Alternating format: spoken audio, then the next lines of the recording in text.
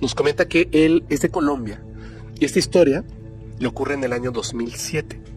Él estaba en ese momento en su servicio militar en una base de la Fuerza Aérea. Y hay algo que desde el principio, cuando leímos este correo, nos llamó la atención. Y rescatamos este texto tal cual como nos fue entregado. Aunque prefiero mantener mi anonimato, esta historia merece ser contada.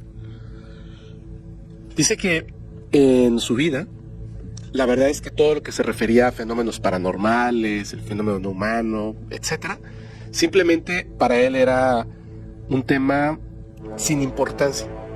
Realmente nunca le habían interesado estos temas, nunca. Pero un día tuvo una experiencia paranormal, la cual en realidad simplemente fue alguna anécdota de algo que en ese momento le hizo ver que en realidad la gente que habla acerca de estas experiencias, fenómenos paranormales y más, no está mintiendo. Simplemente que son raros. Y a veces, si no las has experimentado, es difícil que aceptes la realidad del fenómeno. Sí. Pero dice que ese evento que le ocurrió es como que de alguna forma lo preparó para lo que iba a vivir después, unos meses después. Cuando estaba ahí en la base, dice que una de las cosas, de las peores cosas, y no por el trabajo físico o cualquier otro tipo de situación referente al ejército, al ejercicio militar, no. Pero que en las noches hacer los relevos, que son una rutina, es algo terrorífico. Especialmente en esa base de la Fuerza Aérea. Hablando de estos relevos, nos comenta lo siguiente. Los soldados rotábamos entre puestos hasta que el comandante lo indicaba. Los puestos 4, 5 y 6 son garitas elevadas, que son estas como puestos en alto, como torres, a unos 8 metros de altura.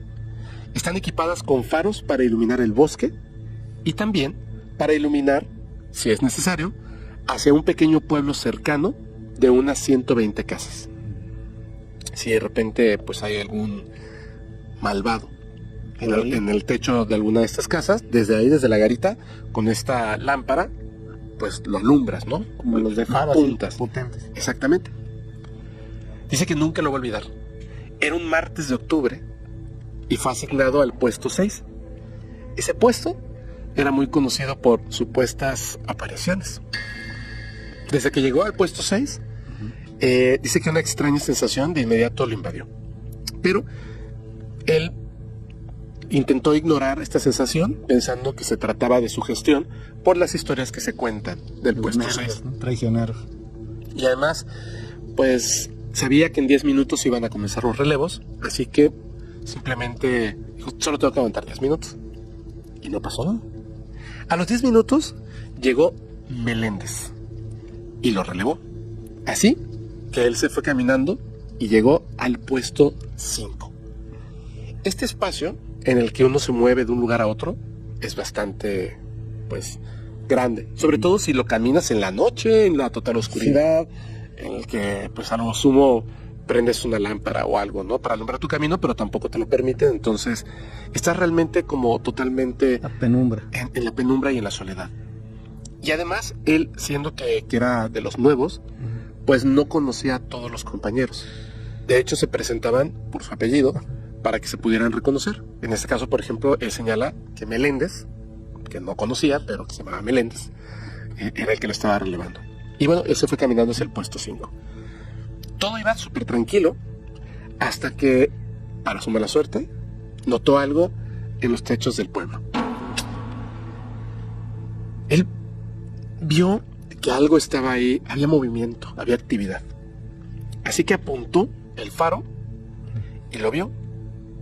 Era una figura que se movía brincando de un techo a otro. Pero yo sé que va a sonar muy raro. Parecía como un ser humano, solo que un ser humano no se podría mover así.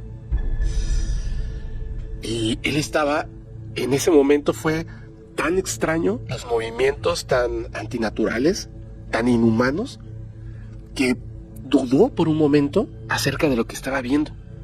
Y de repente, eso que estaba moviéndose en el pueblo desapareció.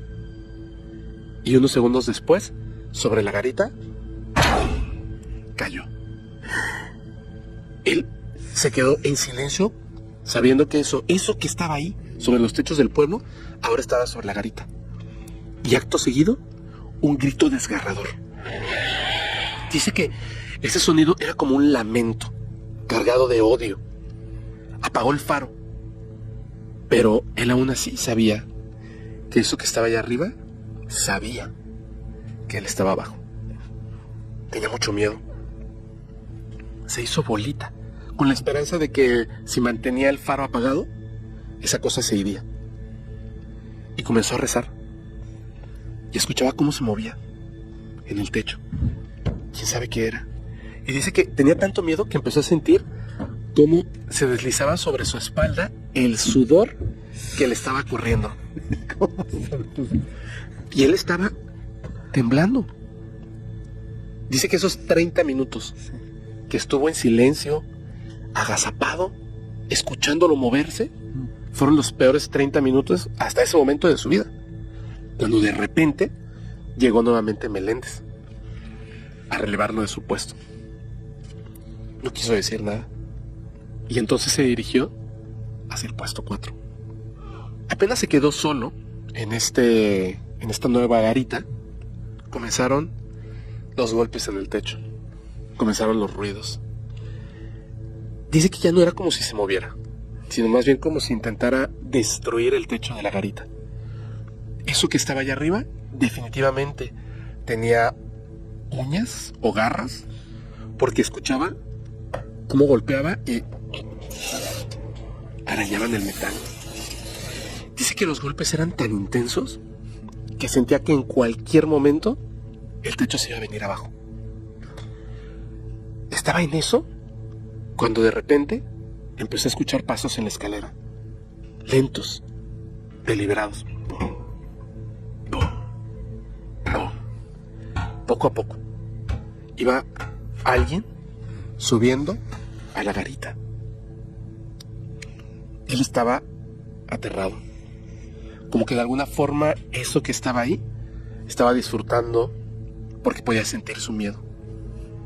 Así que tomó una lámpara, se armó de valor y la prendió. Y por un segundo alcanzó a verlo. Había una sombra humanoide ahí, y cuando la apuntó con la luz, se vio descubierta, se movió y se fue. Desapareció en la penumbra. Pero él está seguro de que lo vio. De repente, a las 2 de la madrugada, escuchó nuevamente ruidos. Lo que estaba arriba, como que se dejó de mover. Y él estaba en absoluto silencio. Tampoco quería como perturbarlo, ¿no? Ya se había detenido. Ya, que estuviera tranquilo. A las 2 de la madrugada, escuchó un ruido. Se asomó lentamente y vio un soldado. Estaba allá abajo. El soldado lo vio y le hizo un gesto con la cabeza. Se señaló y el soldado asintió. Bajó la garita. Llegó con este soldado y le dijo: ¿qué haces aquí? Soy el recluta Ponce. Me enviaron para apoyar en los relevos. Ok. Dice que su mirada era vacía, como si fuese un soldado de mucho tiempo, pero pues era un recluta, según lo que había dicho. Y su voz le pareció muy inquietante, porque parecía, a ver si me entiendes esto, como si alguien hubiera grabado su voz en un formato de audio y luego, al momento de reproducir la voz, se hubiera distorsionado de repente, como la psicofonía, como una voz robótica, como de algo que con tecnología aparenta ser humano. Entonces se incomodó y este recluta, Ponce, estaba viéndolo fijamente. Pues él no quiso cuestionar mucho y le dijo: ok. Subió la garita y él se fue al puesto 2 Si te fijas, van por número. Sí. El puesto 3 estaba cerrado por un suceso espeluznante que había ocurrido meses atrás. Es todo lo que sabía. Así que él se fue al puesto 2. Del 4 se fue al puesto 2. Cuando llegó, estaba ahí otro soldado, blanco, así se apellidaba, en el puesto 2. Y lo miró confundido cuando llegó. ¿Qué haces aquí? ¿El puesto 4 ya no tiene relevos o qué? Y él, pues, como que no entendió y le respondió, sí, dejé a Ponce allá. ¿Ponce? ¿Nadie está haciendo relevos o qué? Preguntó. Y entonces él agarró y antes de que siguieran cuestionándose, se dio la vuelta y se fue corriendo hacia el puesto 4. Cuando llegó, vio como el faro se estaba moviendo de un lugar a otro, apuntando a diferentes direcciones. Subió un poco por las escaleras y se asomó a la garita. Estaba vacía. Entonces, en ese momento, Meléndez, el que estaba ahora en el puesto 5, le habló por la radio. Sonó. Adelante. ¿Quién está en el techo moviendo el faro? Le preguntó. Y él, viendo que no hay nadie, se paralizó. No hay nadie aquí. Voy para allá, le dijo Meléndez. Pues él se bajó y se quedó ahí cuidando la única salida de la garita, la escalera. Llegó Meléndez y le dijo, vamos a subir juntos. Subieron a la garita. Cuando llegaron, vieron algo que los dejó sin palabras. Habían mensajes escritos con sangre fresca en las paredes.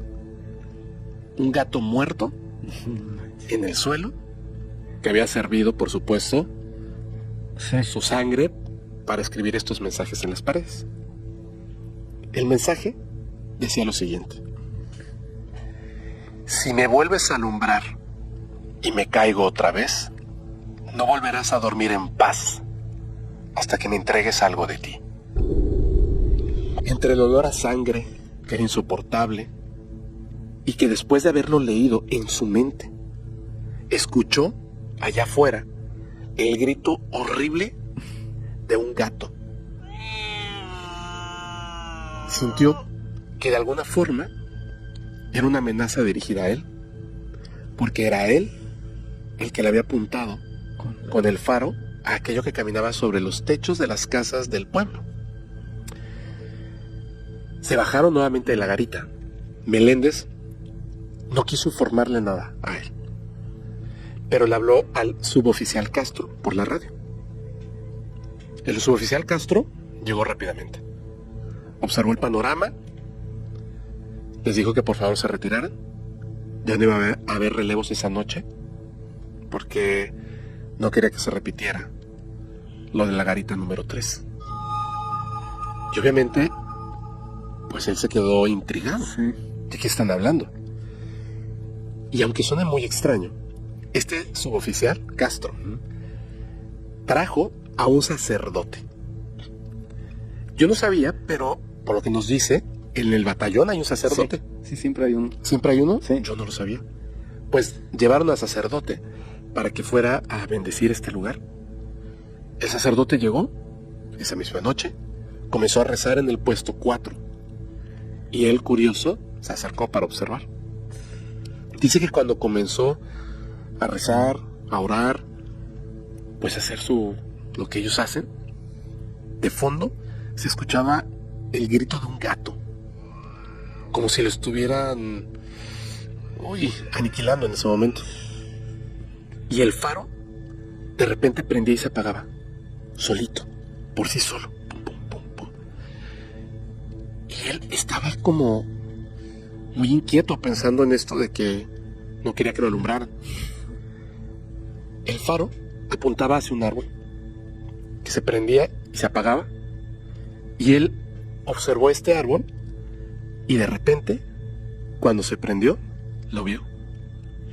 Allí estaba esta figura humanoide en el árbol, y cuando la luz se prendió en ese preciso instante, cerró el puño y le pegó al árbol tan fuerte que lo sacudió.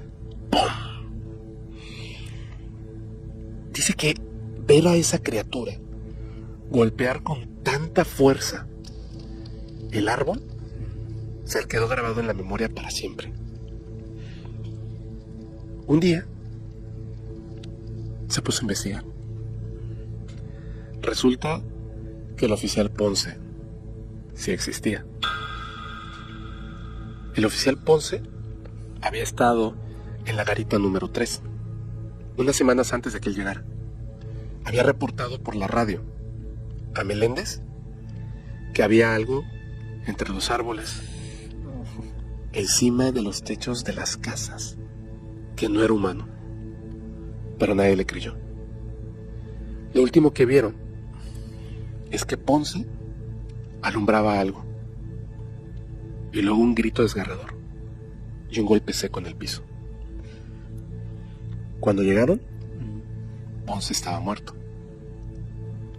Era como si hubiese brincado desde la garita. Se había estrellado contra el suelo.